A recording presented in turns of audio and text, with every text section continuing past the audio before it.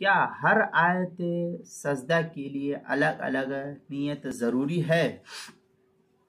सजदा तिलावत अदा करते वक्त ये लाजिम और ज़रूरी नहीं कि आयत सजदा की तायीन की जाए, बल्कि मुतलक नियत से भी सजदा तिलावत अदा हो जाता है। मसलन कोई आदमी ये कहे कि मैंने 90 पारे का सजदा पढ़ा तो अब 90 पारे के सजदे की नियत कर रहा हूँ, 13वां पारा तो 13वें पारे के सजदे की नियत करो, 14वां तो 14वें की नियत करो, ऐसा ज़रूरी नहीं।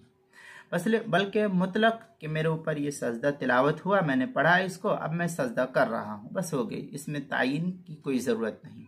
अल-अशबाह व नज़ाइर में है वला यल्ज़मुहु ताय्युन फ़ी सुजूद तिलावा लिअय्यि तिलावतिन सजदा लहा कमा फ़िल क़िनिया। इस तरीके से अल-अशबाह व नज़ाइर का जो पुराना छपा हुआ नुस्खा, उसकी पहली जिल्द सफ़ा 62, किताबुल मसाइल उसकी पहली जिल्द सफ़ा 293 पर इसको नकल किया गया है।